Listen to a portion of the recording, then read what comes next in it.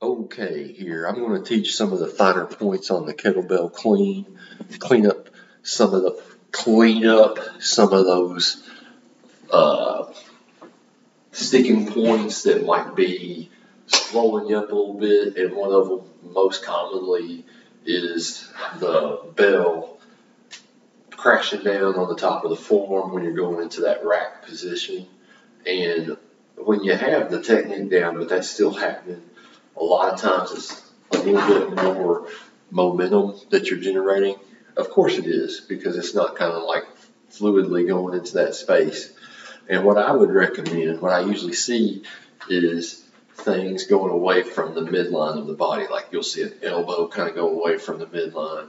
You know, you can use that elbow, keep it close, keep things close with your limbs, and accelerate that hip into extension, and it should save a lot of that banging on the top of the forearm.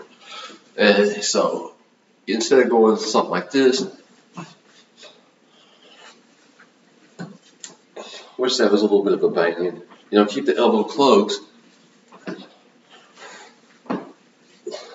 and that usually helps.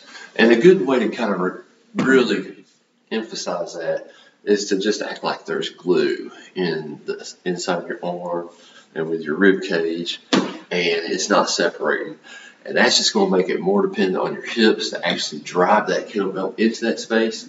Think about keeping constant contact around that hand, loose grip. Again, loose grip, we want to further emphasize the hips into that exercise.